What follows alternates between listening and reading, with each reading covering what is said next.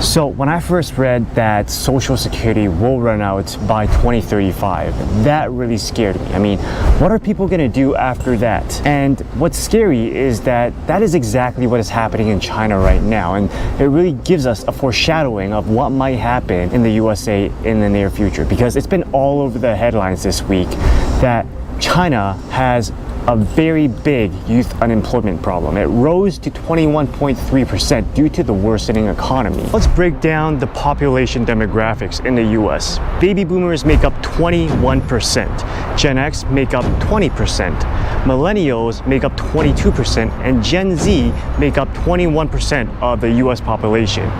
Now, why is this important? Because you are paying for the generation that came before you when it comes to Social Security. And the people after you, the generation after you, they're paying for your Social Security.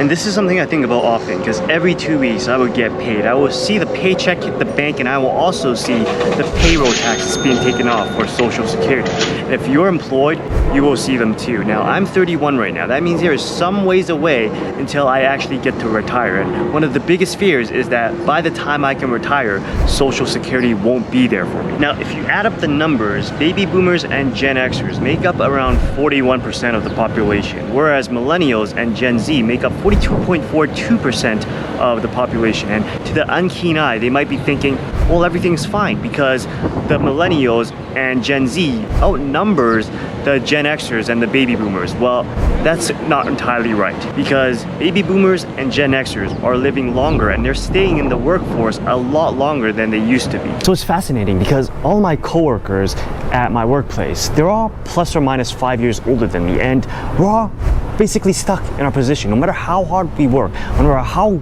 good, how well we perform, we're stuck in the same position, and it really leaves a bad taste in your mouth, because all these baby boomers and Gen Xers who are living longer, well, they're staying in their executive positions a lot longer. So it really does not allow us to get promoted to the next level because those spots are limited. Following the path of fearful thinking, I asked ChatGPT, Social Security is predicted to run out by 2035. What will happen to the people collecting Social Security after it runs out?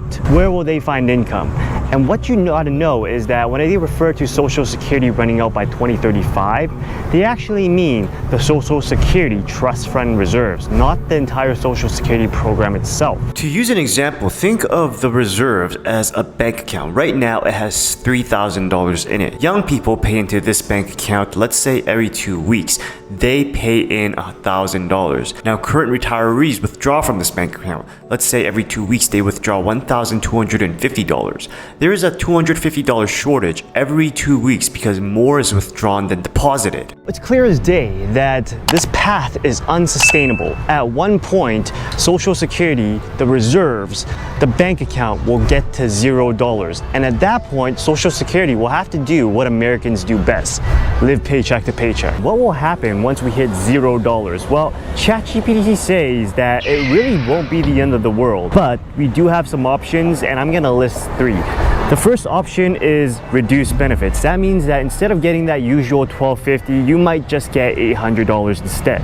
Number 2 is changes in eligibility or payouts. So the government can go ahead and basically change the rules. They can increase the number of required work years in order to qualify for Social Security. And this can screw with a lot of current retirees because they might not meet that requirement. They might be short some work years, and in that case, they will no longer qualify for Social Security. And at that point, what will they do? Number 3 is government intervention. That means that basically the government can intervene. Maybe they can draw money from other government sources, which I don't think is possible because the government is broke.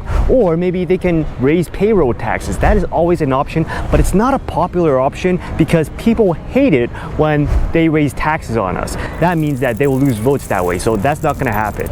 So we haven't gotten to the worst part of this. What if 21.3% of people gets unemployed, like what's happening in China, youth unemployment?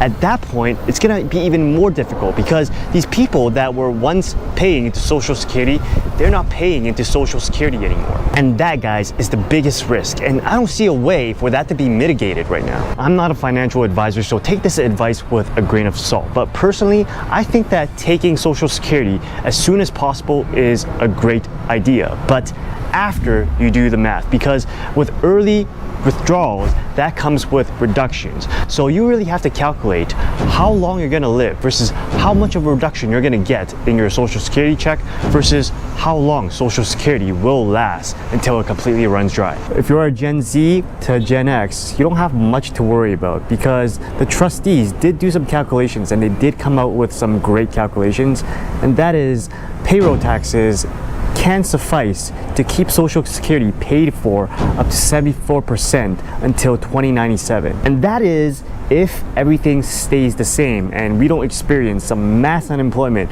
like what they're experiencing right now in China. Because if that happens, well, I just really hope that Walmart will still be willing to hire my 87-year-old